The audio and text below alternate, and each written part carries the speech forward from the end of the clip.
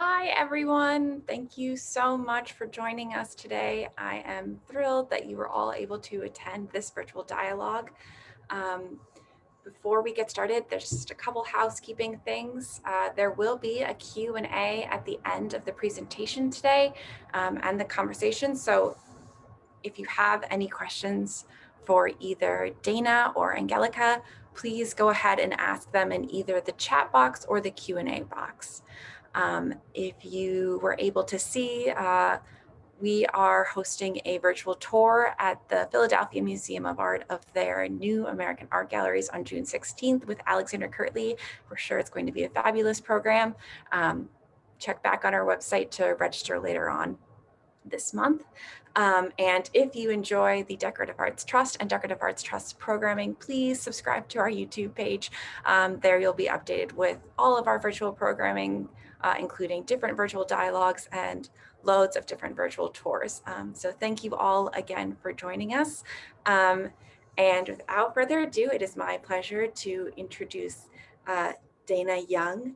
Dana Yang is a doctoral candidate and teaching fellow at the Bard Graduate Center in New York.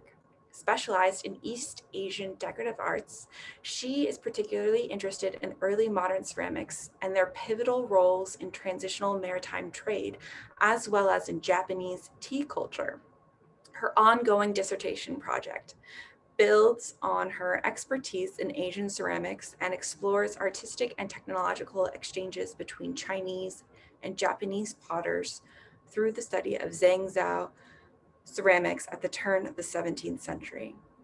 Prior to joining the BGC, Dana got her MA in Museum Studies and Museum Anthropology from Columbia University and has since conducted museum research in Japan, China, the Netherlands, and England, in addition to the United States. We are thrilled to share her fascinating research, and I turn the virtual podium over to her.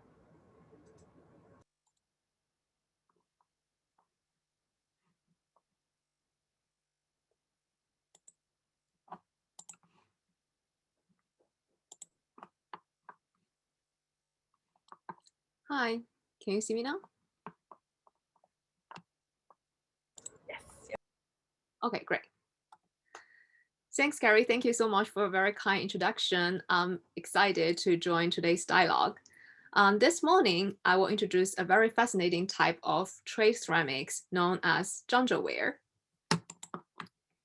In my short presentation, I will address three key questions. First, I will talk about what is Zhangzhou ware. I will show you the major kiln sites, and we will look together at some of the most representative types of Zhangzhou ceramics. Then we're going to move on to look at the major markets for Zhangzhou ceramics. I'm going to particularly focus on Southeast Asia and Japan. Finally, I will spotlight the most important market for Zhangzhou ceramics, that is Japan. And I will discuss how were and how are Zhangzhou ceramics used in a Japanese context. Now let's kick off our adventure into the world of Zhangzhou ceramics. Zhangzhou ceramics, or Zhangzhou ware, conventionally was known as Swatow ware to Western collectors and connoisseurs. The word Swatow actually referred to the port city of Shantou in Guangdong province, which is very close to Hong Kong. So here on the map, you can actually see the location of Shantou. The old misunderstanding was that Swatow ware was produced in Guangdong province before being shipped to foreign markets from the port city of Shantou. However, recent archaeological excavations conducted jointly by Japanese and Chinese archaeologists actually confirmed that Swatow ware was produced in southern Fujian province, particularly in Nanshen and Wuzhai of Pinghe County of Zhangzhou City. So here on the map, I highlighted the area where Swatow ware was produced. After the production, Swatow ware would further be shipped north to the nearby Moon Harbor or Yuegang, as you can see here on the map. And it was actually from Yuegang that the Swatow ware would further be transported to overseas markets. So starting from 1990s, more and more scholars realized that the term Swatow ware was not accurate to describe this large group of trade ceramics from southern Fujian. Instead, Zhangzhou ware or Zhangzhou ceramics become the standard term to describe this particular group of trade ceramics. In my following talk, I'm going to use the word Zhangzhou ceramics or Zhangzhou ware to be in line with mainstream scholarship. So now I'd like to show you some images from one of the main kiln sites. Here on the left, you can actually see the entrance to Nanshen kiln sites. If we follow this stone pace here, we can actually walk up and climb into the mountains. Here on the right, we are actually standing in the mid of a mountain. And if you take a look at the background, particularly at this kind of tall hills, you would actually notice that back in the late 16th and early 17th century, these high hills would be used as kilns. And then the furnaces were actually built into these high mountains. In the 1990s, when the archaeological excavations were conducted in the Nanshen area, archaeologists could still see the kiln remains. Unfortunately, today it was very hard to see the kiln remains due to the fact that Zhangzhou became a very popular place for top quality grapefruits. And then local farmers actually planted a lot of grapefruit trees on top of the mountains. And this really make it very hard to see the kiln remains nowadays. So the Zhangzhou kiln complex actually produced a wide variety of products. So now I'm going to show you some of the most representative types of products coming out from the Zhangzhou kiln complex.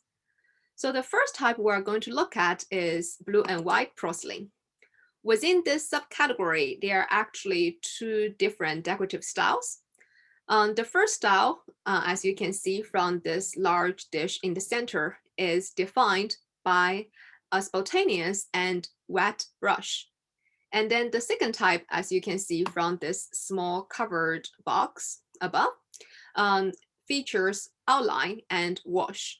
So a Zhangzhou potter would actually first use cobalt pigment to draw out the outline, and then diluted cobalt pigment will further be used to add extra color within the contour.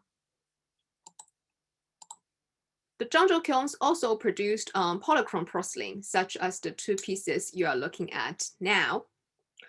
So two of the most common enamels used on Zhangzhou polychrome porcelains are red and green.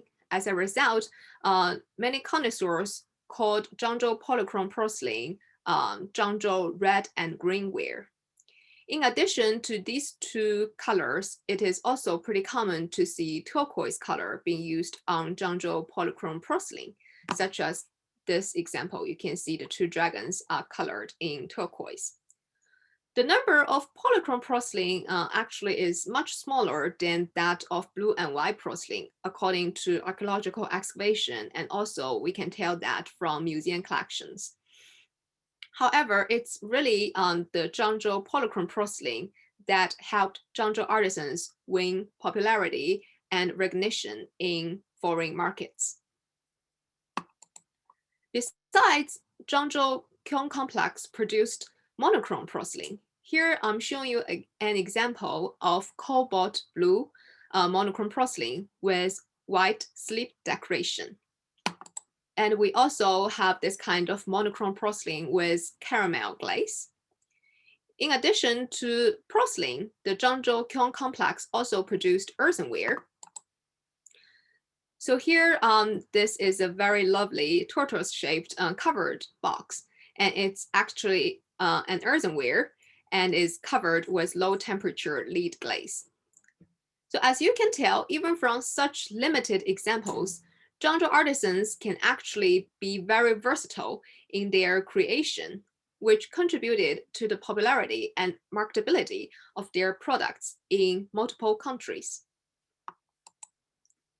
Before moving on to the major markets for Zhangzhou ceramics, I think it is important to mention that Zhangzhou ceramics had never been well received or popular in China ever since they were created in the second half of the 16th century.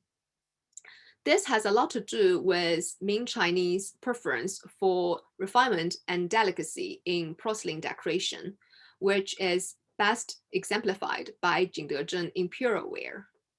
Here on the left, I'm showing you a covered box created in the second half of the 16th century in Jingdezhen Imperial Kiln Factory. And on the right is a Zhangzhou jar with red and green enamel decoration. So if we have these two objects put side by side, it is pretty easy for you to notice that for the Zhangzhou piece, its clay body is much cruder than the Jingdezhen piece. And in terms of the decoration itself, to Ming Chinese connoisseurs, the Zhangzhou style painting is a bit too sketchy, and the overall composition of the decorative motifs also appear to be a bit too crowded. These kind of characteristics of Zhangzhou ceramics were really considered as defects to Ming Chinese collectors and consumers. As a result, almost all the Zhangzhou ceramics were created for export from the second half of the 16th century. Thanks to recent maritime archaeology conducted in Southeast Asia, we know that a large number of Zhangzhou ceramics, particularly Zhangzhou blue and white porcelains, were shipped to the Philippines back in the 16th and 17th centuries. Here I'm showing you a dish that was actually salvaged from a 16th century shipwreck. According to the Filipino archaeologists, this wreck was of pretty small scale, and the boat itself was originally acted as a middleman boat, helping transferring cargoes from larger trading vessels to small local communities living in the coastal areas of the Philippines. In addition to the Philippines, Indonesia was also a very important market for Zhangzhou ceramics.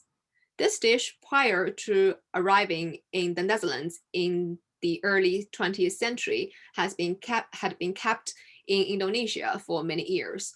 So we got a general idea about what types of blue and white porcelain would actually be shipped to Indonesia during the early modern period. Although blue and white porcelains are the most common type of Zhangzhou products found in the Philippines, we can also find Zhangzhou polychrome porcelain in the Philippines. So here is a dish with Arabic inscriptions. So according to Filipino curators, this type of dishes might have been custom made for the Muslim communities living in the southern part of the Philippines during the 17th century. Compared with Arabic inscriptions, it is more common to find Chinese characters decorated on Zhangzhou polychrome porcelains, such as the two dishes you are looking at now. So these two dishes, when you take a close look at it, you would notice that they share almost identical decorations, except for one difference. The only difference between the two is that the character that is decorated in the center of the dish on the left is actually blessing, while on the right, the central character changes to longevity. Except for this small difference, all the other decorative motifs, they look almost exactly the same. And the dish on the right, again, very similar to the blue and white dish we just looked at, was originally held in Indonesia before reaching the Netherlands in the early 20th century. So for these two dishes, we get an idea that by the 17th century, Zhangzhou potters had already developed their own decorative repertoire for export markets. However, they haven't created a specific motif for each export market. And it is also interesting to notice that although the Zhangzhou artisans had a clear idea that this kind of dishes would be shipped abroad, their selection of the motif, you see this kind of decorative motifs, they're still largely in line with traditional Chinese value system and symbolism. Of all the foreign markets for Zhangzhou ceramics, Japan really stood out in its artistic appreciation for Zhangzhou polychrome porcelain.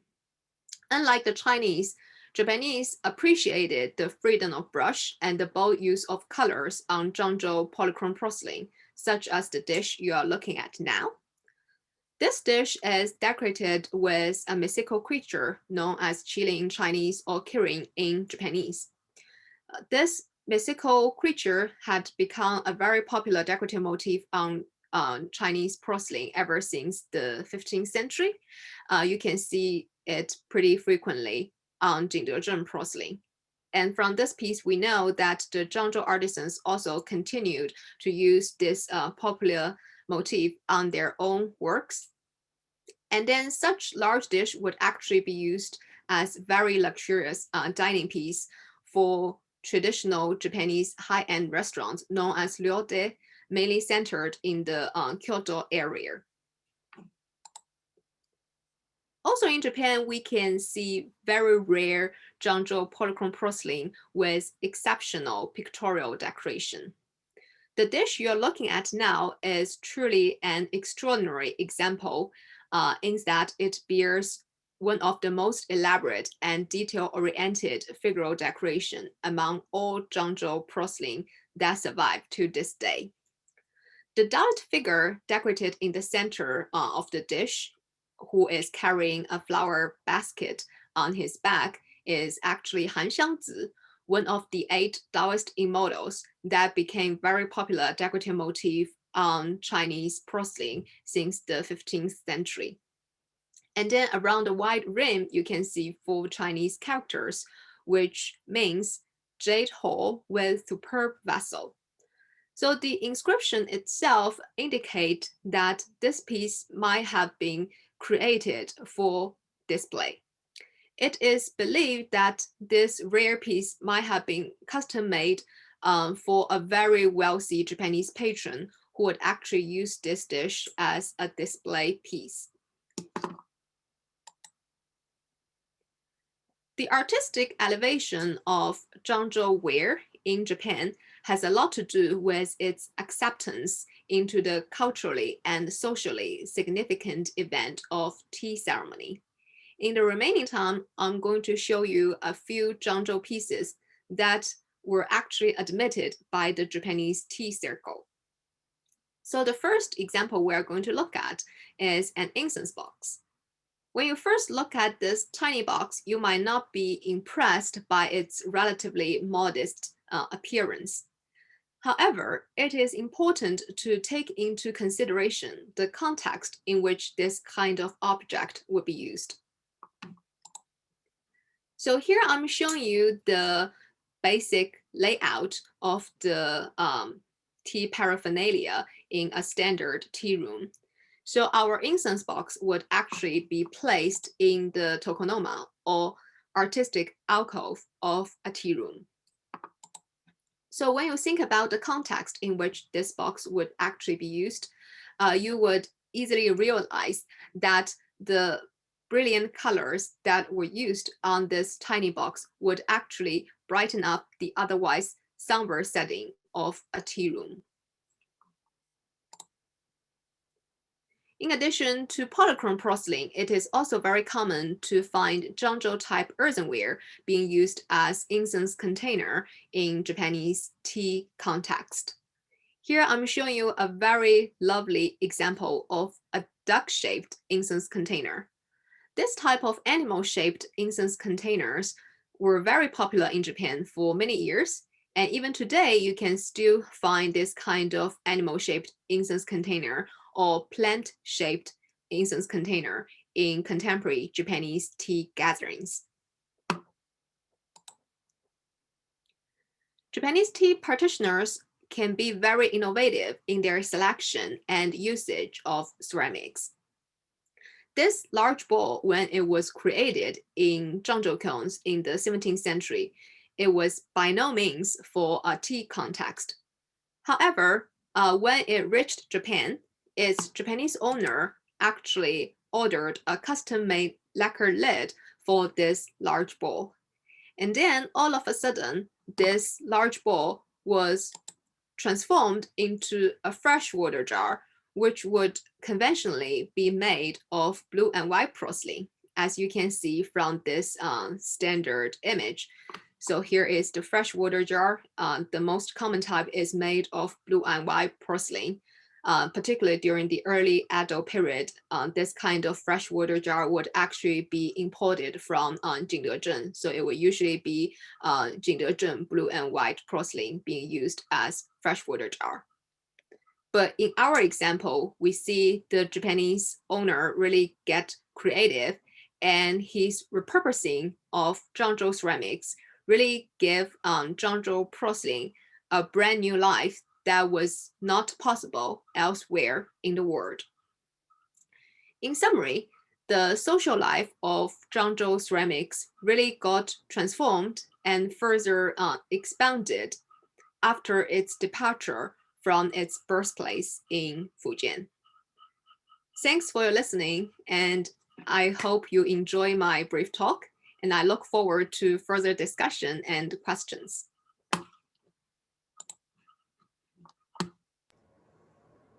Thank you so much, Dana. That was fascinating. I have a bunch of notes, and I am looking forward to hearing your dialogue with our co-speaker, Angelika Kuettner. And Angelika Kuettner was promoted to Associate Curator of Ceramics and Glass at the Colonial Williamsburg Foundation in 2019. She has been with the foundation since 2008, beginning her tenure there as a graduate student in the Ceramics and Glass department, where she initially worked with Janine Scarry and Susan Hood. She then accepted a position as Associate Register of Imaging, to which curatorial responsibilities were added in 2011. During her internship, she compiled a glossary of white salt-glazed stoneware plate borders, a work that appears as an appendix in the publication Salt-Glazed Stoneware in Early America by Scarry and Hood. Prior to graduate school at William & Mary, she worked for approximately 3 years as a curatorial assistant at the Reeves Center at Washington and Lee. She's a proud fellow of the 2010 Addingham Trust Summer School and the 2016 Mazda Summer Institute. She has published and lectured on ceramic manufacturing partnerships of Benjamin Lee and John Ullman in 18th century Boston, and mended ceramics in colonial America. She served as a co-editor of the 2017 issue of Ceramics in America and has published an article on silver lusterware in Federal America, which appears in the 2019 issue of the ACC Journal. Recently, she authored an article on free African American potter David Jarber, which appears in the 2020 issue of the Mazda Journal of Early Southern Decorative Arts. Additionally, Angelika serves on the board of the American Ceramic Circle and chairs the ACC's digital committee. And we are so thrilled to have her joining us. So thank you. Thank you, Carrie, for such a nice introduction. It's really a pleasure to be able to join Dana today. And I enjoyed your presentation so much. It was fascinating. Looking at some of the people in the audience, I know there are many who are much more knowledgeable on this subject than I am, but it's a pleasure to join you for this dialogue, and I hope that we can have a nice little exchange of ideas here. One thing that came to my mind almost immediately is I thought it was so interesting talking about both porcelain and earthenware being made here, and I wondered if, now I realize it's difficult with the way the kilns are now and this grapefruit orchards upon them, but do you know, were they using the same kilns? Or did they have distinct kilns? Is there any way for us to know that today, or is that information lost? Yeah, thank you so much for the excellent question. Actually, we do know that there are separate kilns. So there are specific kiln sites excavated, for example, like the Nanshan kiln site that I showed you. They were particularly for porcelain. And then there is another very distinctive kiln site known as Tianken. So the Tianken kiln site was actually specifically for producing this kind of monochrome earthenware. Sometimes you will see almost like tree colorware back they're imitating, this kind of Tang style or even Liao style tree colorware. So it's very specific in the Tianken kiln site. No other Zhangzhou kiln sites really produce this kind of monochrome earthenware. Yeah. Wow, that's very fascinating. I know it's always a discussion among those of us who are looking at kiln sites, even here in America. Can it be stoneware and earthenware? I just wondered the same thing from the standpoint of porcelain. So very, very interesting. I had something else that came to mind when you were showing the cobalt blue monochrome porcelain examples and one with the white slip on them. For those in the audience who are familiar with the publication Ceramics in America, which most of those articles are available online, but Bly Straub published in, I believe it was the 2017 issue. She was publishing on pieces recovered archaeologically at Jamestown. But in particular, one of the most fascinating pieces, and I think, people in the audience can correct me, but I think, so there were two distinct vessels identified, a bowl and I believe a saucer dish, or it may have been two bowls, but they had a white slip dragons on the exterior, and were these Zhangzhou wares, but as far as I know, I think those are the only ones that have been recovered in an American context within North America, or North American context. You or others in the audience can correct me on that. I know Bill Sargent wrote about this too in his great book on Chinese export in the Peabody Essex collection. But that just fascinating, the export to so many different places in the world, however they've ended up in their locales. If you have any thoughts on that, or Yeah, I was really amazed by how widespread Zhangzhou ceramics can be, although it turns out that it was still relatively little known in China. And I was really fascinated by this type of ware just because I kind of come across it in my study of Japanese ceramics, actually.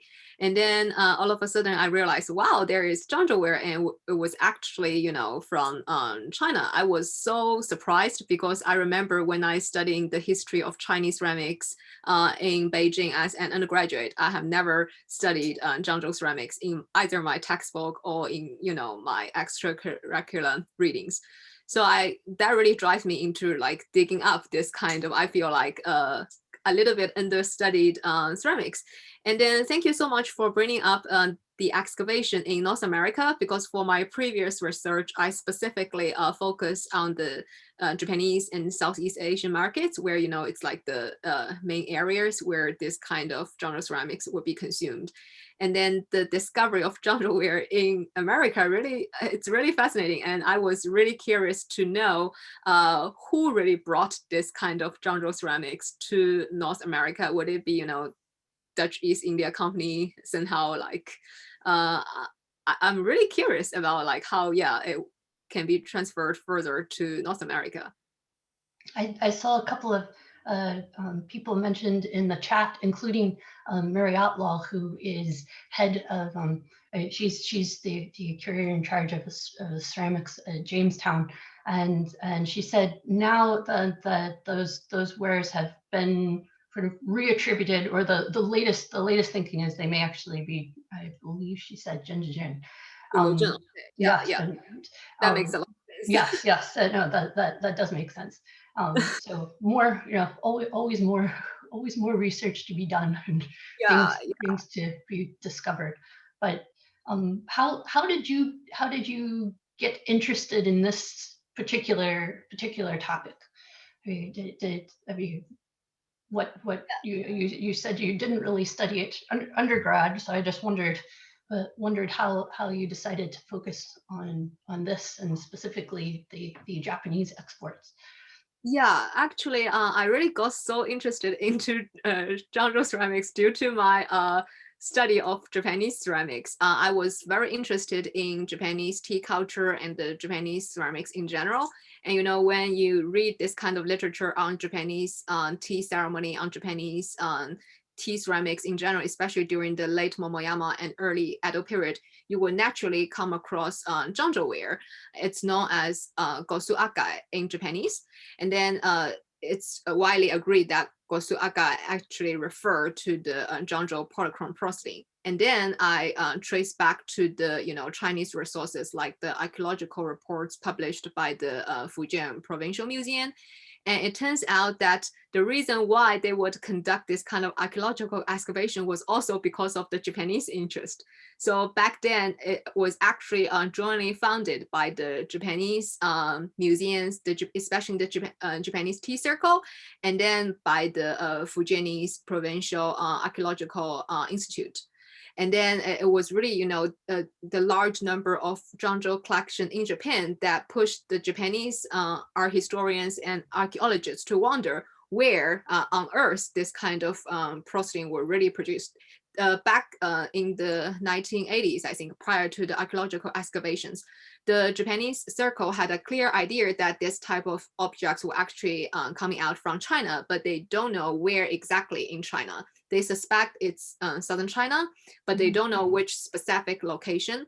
So they start this kind of very preliminary investigation in, Guangdong, in Fujian, and very luckily, we finally found where this kind of ceramics were produced, and then it's actually in southern Fujian province, especially in the Zhangzhou area. And I find this kind of products are so fascinating because I feel like they are so different from the standard Chinese porcelain, like in people's mind, whether it's in my mind or I feel like in the general audience mind, because traditional Chinese connoisseurs and consumers always prefer something that is very refined, like perfect, smooth, and the porcelain needs to be pure white. But I feel like Zhangzhou porcelain is just like a rebellion. It's against all the standards that Chinese really held up to. So I feel like I want to study something that is so different. And I also feel like I want to really expand the understanding of Chinese porcelain, generally speaking. It's not just Jingdezhen or not just, very refined stoneware back in the early period. But Chinese ceramics can also be very different, and there also can be freehand and spontaneous decoration on Chinese ceramics. So that's why I feel like this is a very interesting topic. And also another point is because personally, I'm very interested in the transcultural exchange. And I feel like Zhangzhou ceramics is one of the best example to really exemplify the very dynamic changes between China and its neighbors, and especially with Japan, because during that time, actually the Chinese emperor forbid official trading with Japanese due to, this kind of so-called Japanese pirates issue. However, you still see so many Zhangzhou ceramics in Japan. So it really tells us this kind of smuggling trade was very active back then. I feel like that's so fascinating. That really drive me to the topic of Zhangzhou ceramics. Yeah. Oh, that's wonderful. I think it's a fascinating topic, and anyone who says, "Oh, everything has already been researched in any topic," that's not true. There's always so much more to find out as you are uncovering more each day. I also I was well, actually there are a couple of questions coming here. I don't know if Carrie is going to do those after we have our discussion, but it looks like there are a couple of people who were wondering about the diameter of the lotus pond bowl. And a more general question that was actually one of mine too is that do the are these wares marked? And okay, or are there any marks that are used by them? But if no, then that's a No. simple. One thing I didn't mention in my talk is that actually I would say one of the biggest difference between Jingdezheng ware and Zhangzhou ware is that the foot of the Zhangzhou ware is always very rough. It's usually attached with girt. And this is because during the firing process, they would put a layer of sand on the floor of the furnace. That's why after firing, this kind of, glazed foot would be attached with this kind of girt. As a result, you will not put, any seal mark or ring mark underneath this kind of, very sandy foot.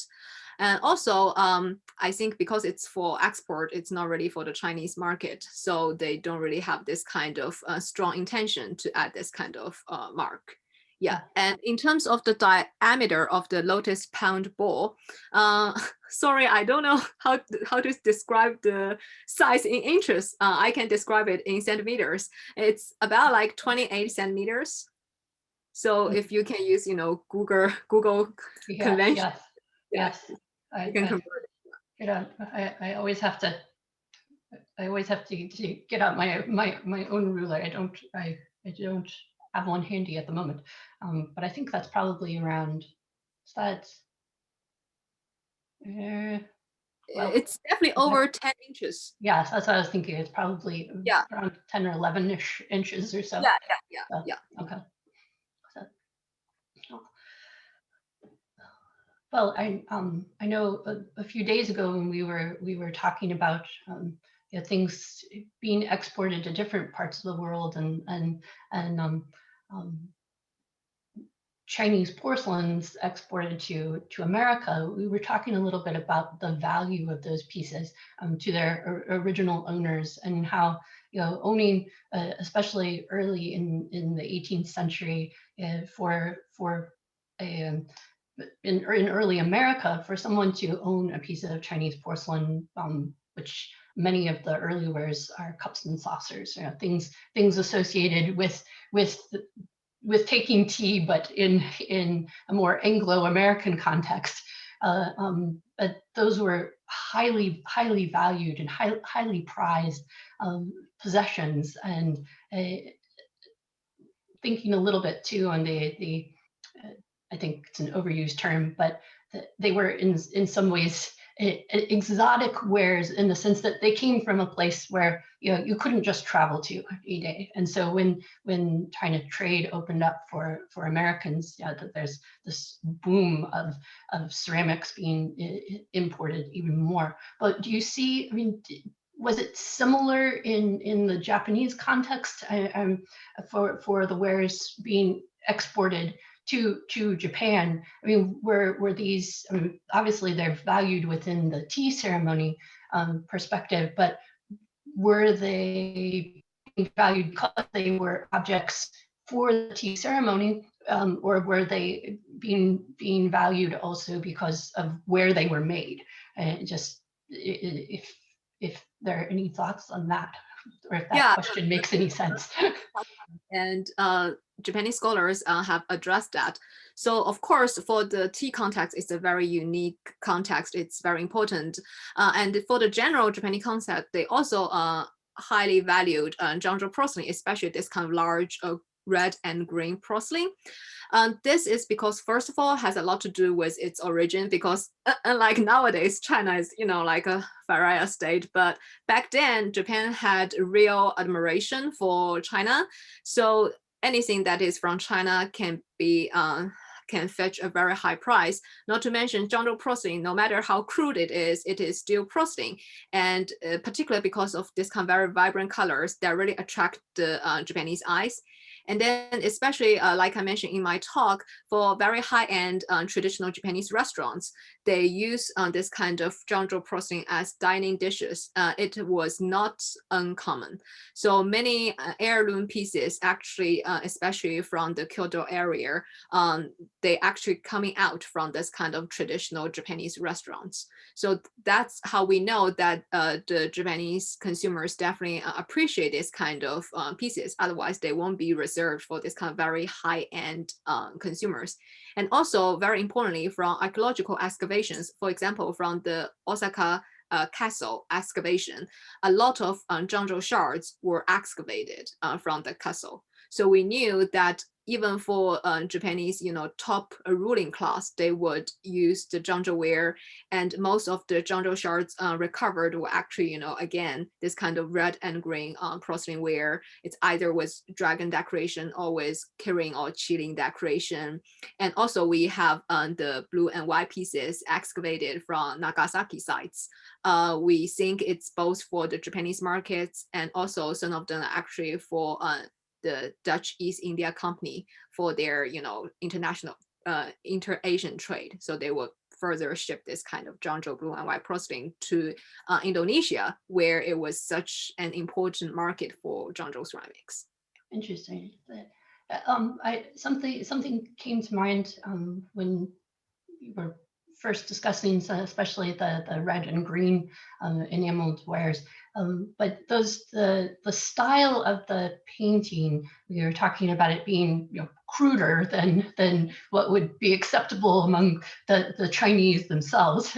But do you think, did they already have that style, or were they trying to look for other markets? I mean, I always think of Chinese porcelain as, yes, what first is being exported to really all over the world, but to the West as well, is they're the wares which are scenes that are Asian scenes that probably lose all context by the time they get to Western shores. But then, as the Chinese realize that there's a market for these wares, and they can make them more, adapt them to what will really sell as well, and are taking orders, then we start to see designs that are Western inspired, or using print sources or book plates, etc. But I just wondered, looking at some of the Zhangzhou wares, they appear a little more asymmetrical, which I think is always something that at least comes to my mind in thinking about the Japanese aesthetic on many ceramics. So I just wondered, do you think, did they already have this, and then that just sold very well to Japan, or was there also a little bit of, okay, well, we can make this to their, to the likings of the places where we're exporting? So I just wondered your thoughts. Yeah, that's also a very important question. And originally, Zhangzhou ware, Zhangzhou kilns, when they first get started, they were very actively imitating Jingdezhen products, particularly the Jingdezhen crack style blue and white dishes. So we have early Zhangzhou pieces with almost exactly the same composition, except for the fact that the Zhangzhou artisans from the very beginning, they don't have such skillful painting skills. So the painting itself is compared with standard Jingdezhen crack ware, it's still very sketchy, or you would say it's a little bit unsophisticated. And then it turns out that they very randomly just shifted whatever they produced to foreign markets. They don't, at the very beginning, they don't have clear idea where this kind of products will actually be shifted. It was believed that they just shifted abroad. They shifted to like this kind of transfer station, for example, first from Fujian to Taiwan, and then from Taiwan to Japan. Or sometimes, very occasionally, it's directly from Fujian to Japan. But a lot of times it's like, for example, from Fujian to Indonesia, and then from Indonesia to Japan. So it's always just kind of like transferring.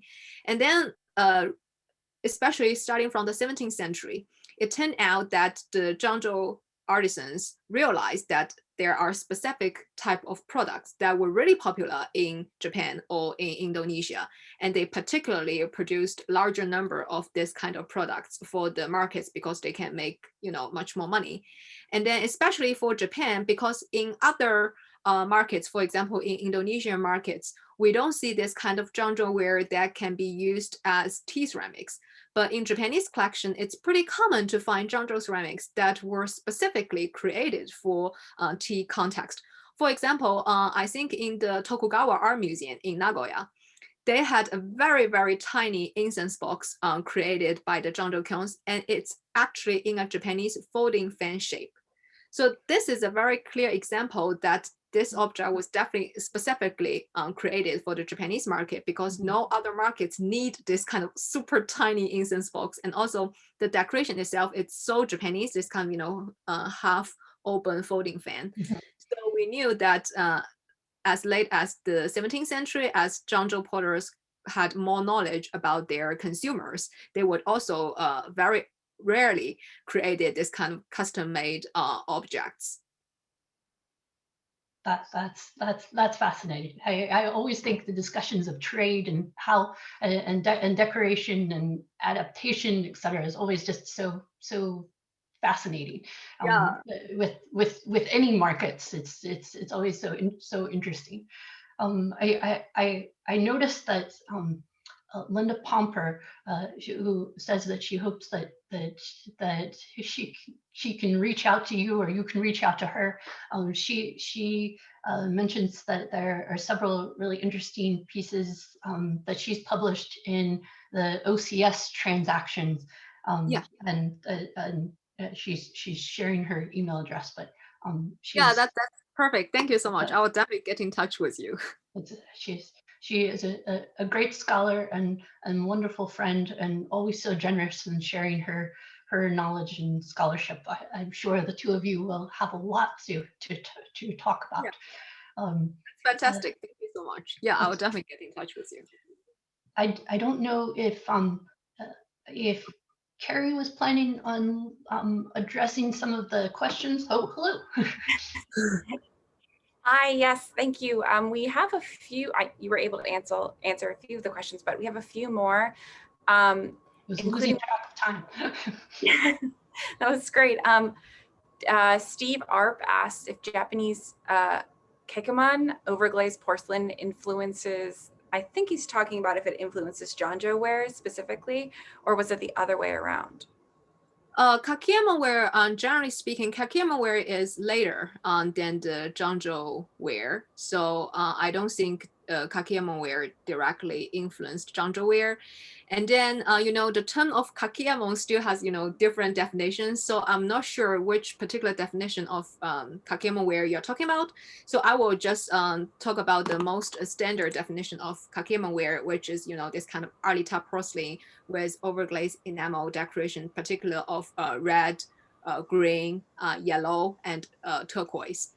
So it was generally believed, especially among Japanese ceramic circle, that Kakiyama ware has been very strongly inspired by imported Jingdezhen porcelain instead of Zhangzhou porcelain, because Kakiyama ware, ever since it was created, especially for export for the European market, it was considered to be a very high-end and expensive type of porcelain.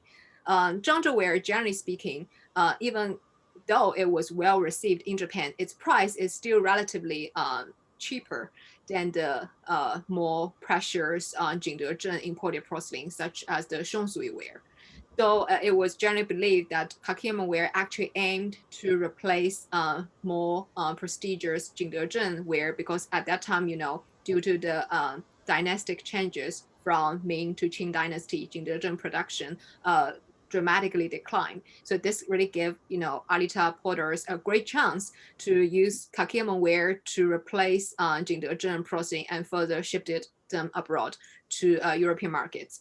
So the Kakiyama ware, generally speaking, it started from the 1680s, and then it lasted to the very beginning of the 18th century. And for Zhangzhou ware, it started from the second half of the 16th century, and then we generally believe it stopped production in 1720s, although very rarely you would find some very late Zhangzhou pieces in 1630s, but that's very rare. Generally speaking, most of the gorgeous Zhangzhou pieces you will see in Japanese or Dutch collections, they still there earlier than 1630s.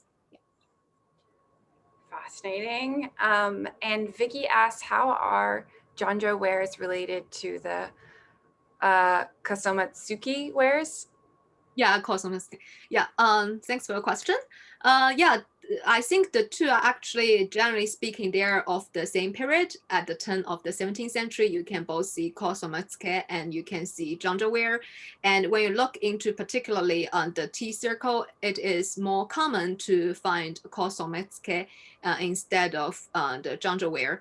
And then the Kosomatsuke itself, it's a very broad, and I will almost say it's a very vague definition. It includes a couple of kiln sites, a couple of types of products. It's not just, for example, Jingdezheng ware. It also includes several other types of products, but most of the Kosomatsuke is like Jingdezheng ware, like the Xiaoyi ware that I just mentioned.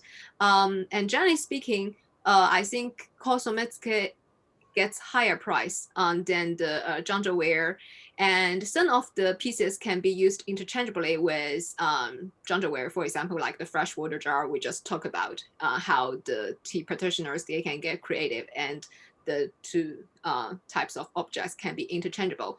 Otherwise, actually there are still very clear boundaries between this type of products would use Kosomatsuke and this type of products would use Zhangzhou ware.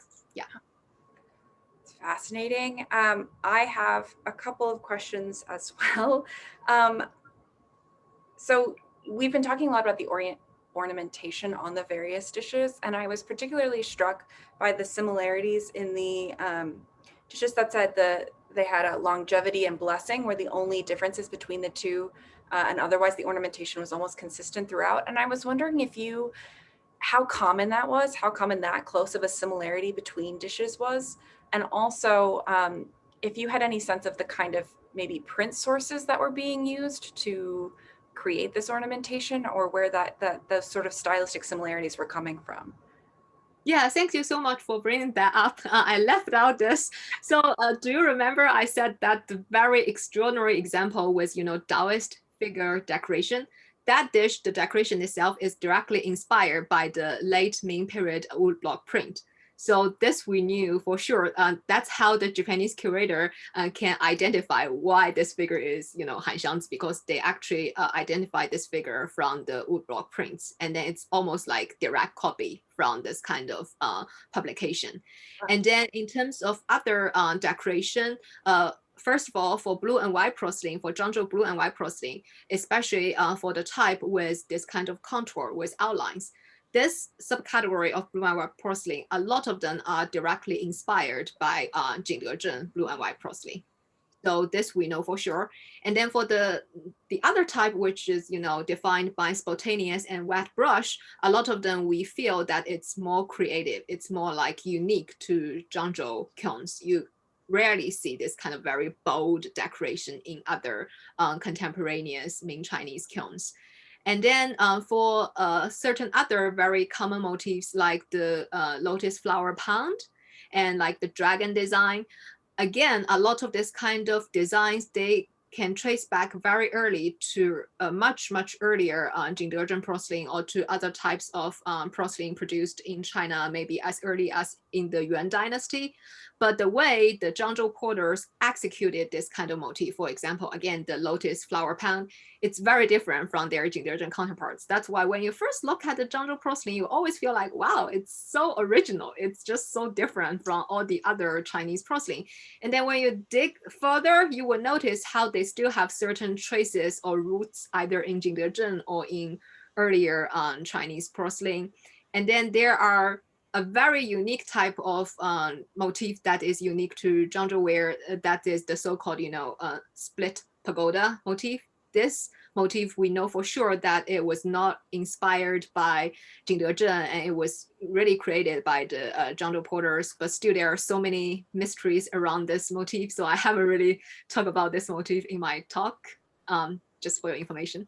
No, that's fascinating. That is amazing. And I think that Zhangzhou Porcelain is lucky to have such an apt and brilliant scholar working and advocating for this wares, because it's really, it's fascinating. And thinking of it in relation to the background that I have in early American ceramics is really interesting. Thank you so much for sharing with us, Dana, and Angelika. Thank you so much. Those questions were fantastic. For everyone who is here, Dana has agreed to generously share her email. So I am just going to put it in the chat for you all. And if you have any further questions for her, feel free to reach out to her via email. But thank you all again so much for joining us. This has been a real delight. And you will be able to access a recording of this program in about a week. So thanks everyone again, and I hope you all have a lovely day. So Angelika and Dana, thank you so much. Thank you. Thank you. Bye. Bye. Bye.